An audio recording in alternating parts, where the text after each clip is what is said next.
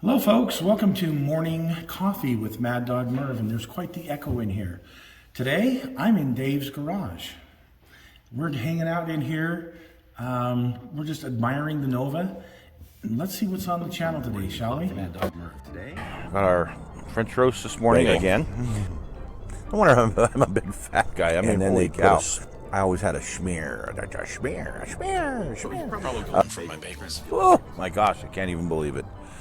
I have no clue. And I got a bunch of chores to do. Oh, who wants to do that? So for today's shout out, Shade Tree Vintage Auto. I've been doing some snooping into junkyards, very interested in some of the things that people have to post about some of the junkyards they go to around America. And this Shade Tree Vintage Auto, well, they've got some very interesting content. So check them out. Shade Tree Vintage Auto. Well, happy holidays to everybody. You know, here we are the week before Christmas, and all through the garage, not a creature was stirring except for, well, Dave and I stirring our coffee. No, I came out to hang out with Dave for a while today. It's close enough to Christmas, and we know that, well, trying to travel to see family and friends around Christmas Day, it gets a little hectic, so I'm out here to see him a few days early, exchange some gifts, and just generally chat and BS for a bit. On the channel last week, there was the piece on Lowell School. I hope you all enjoyed that. Some very unique pictures. Some of those came from the newspaper archive. Some of them came from the school district archive. So a lot of pictures that haven't really been out there before, which is really kind of cool. And I hope you enjoyed that as well. Just an old school burning down. There's something fascinating about it. Don't know what, but anyway, Lowell was such a beautiful place, and the fact that I worked in its replacement building made me a part of that whole heritage chain. And it was kind of neat to know that I had been part of something that had been going on and on for well over 100 years. So that was kind of neat for me. Hope you folks enjoyed it. And then the piece on the Mustang, that 69 Mustang 302. I got that for a specific reason. There's going to be a build involved in that is a little bit different than what you might expect. And well, I'm actually going to make it into a 1969 Boss 429, which I have all the parts for to do. And well, they don't make a Boss 429 kit in 69. They make one for a 70, but not 69. So that's what I'm going to be doing with that one. Hopefully have that done sometime next year. We'll see. You never know with me. But that's a review that hopefully everybody got something. So tomorrow on the show, I have a piece that should probably come out in the summertime, but well, I'm putting it out now. And it's a piece on some drag racing history here in the Salt Lake Valley. And when I say Salt Lake Valley, Salt Lake City is a city located in a huge valley. And we call it the Wasatch Front. There's another city farther up in the valley, and over the hill there's another city, you know, blah, blah, blah. But this area that we call the Wasatch Front, the Salt Lake Valley, is what it's referred to more often. And I got interested in the history of drag racing here because Dave and I, we used to race out at Rocky Mountain Raceway many years ago when we were young. High school drag racing team. Yeah, high school drag racing team back when you used to have those. But I got interested in the history of how all of this came about. You know, the interest in drag racing and where did it start in this valley. And anyway, I've been doing research, and I've got this piece coming up tomorrow that talks about a couple of the drag strips from back in the 1960s. So it's going back a ways. For local historians, it should be fascinating because a lot of the local racers don't know all of this history. And a lot of it I got from some racers, some friends of mine who are no longer with us. So it's a dying history, and I feel it's really important to get it documented. So there's that show tomorrow. If you're not local, I still think you're going to find some value in it, because we always talk about how I research and the tools I use to research, and there's some connections nationally with some of the things we're going to talk about. So hopefully you'll like that show tomorrow. And then coming up on the Kit Hoarder Stash, because the Battle of the Bulge commemoration is this week, the anniversary I should say, I'm going to review that M10 Airsats, I can't remember how it's pronounced, Panther from Dragon. I've been wanting this kit for a very long time.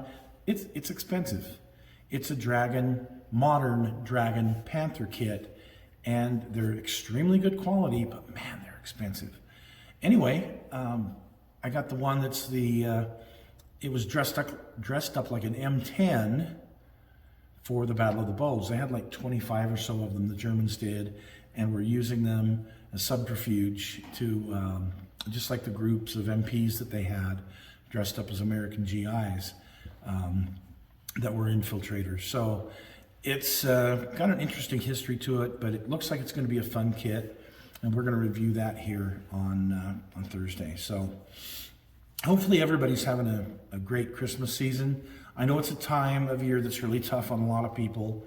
You can't afford to pay your bills, let alone the burden of coming up with gifts for others. And my suggestion is just keep it as simple as you can and try not to stress. Try to focus on the meaning of the season and family, the fact that you've got family. And get together and just enjoy reminiscing. And exactly. That's why Dave and I are together. We like to get together and talk about the old days. It's very therapeutic for us old farts to get away from the stress that today's world brings to everybody. Those of us older folks know that it wasn't always quite this stressful. A lot of things have come up in the world these days, especially the pandemic. Times have changed. Times have really changed. So, it's fun to get together. It's fun to get together with friends and with family. And I'd say focus on that as much as you can, whether it's through Zoom, whether it's through phone calls, or whether it's, in person, like Dave and I are doing. So, not nearly as good as my regular coffee. And stay safe out there. Yeah. I tell you, it's tough being in a winter climate like Utah to, quote, stay safe, because there's so many unknown factors, the ice. You get old like this, you fall on the ice, and it pretty much ruins you. And just driving in this kind of weather is really difficult. And sometimes we, can't anticipate all the stuff we run into. So anyway, stay safe. I want all my viewers back after the holidays. I want you guys to have a good season. I want you to be happy, and reach out to those that you haven't talked to for a while. Do that. Get a hold of somebody that you haven't been in contact with for a while. I've contacted a few folks. One in particular was on a research project for this 1971 Mach 1 that I've been doing, and I've been talking with some of the old folks from high school I haven't talked to in years. I've made connections with, just because I was doing a little bit of research. So that's a fun thing with research and history, is it does tend to connect you with people that maybe you haven't been in connection with for a while. So anyway, that's kind of what's going on right now. Dave and I are going to get back to enjoying our visit. See, the Nova's nice and safe in the garage right now. Yes, it's still running. Yes, he's collecting parts like crazy for it, because one of these days, before too long, he's going to get started on actually getting this thing restored to where he wants it. And maybe one of these days I'll get the model built of his car the way he wants it. It's fun to have a project, and it's fun to have a dream.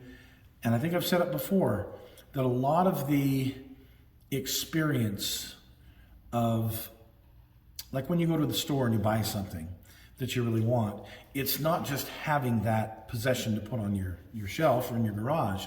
It's the hunt. It's the searching it out. It's the anticipation.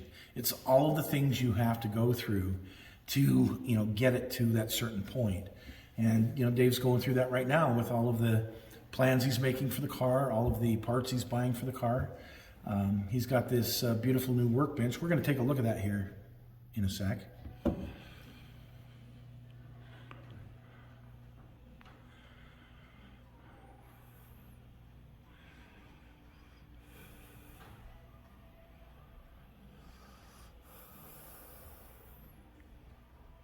Well, anyway, folks, I don't want to keep you too long, but have a great Christmas because, well, you're not going to see me till after Christmas again, other than tomorrow. Check out that show tomorrow on the old drag strips here in the valley, and check out the Kit Hoarder Stash. Probably the last Mustang I'm going to do for, well, at least a while. So, but we'll see. You never know. Merry Christmas, folks. Take care. Happy holidays, everyone.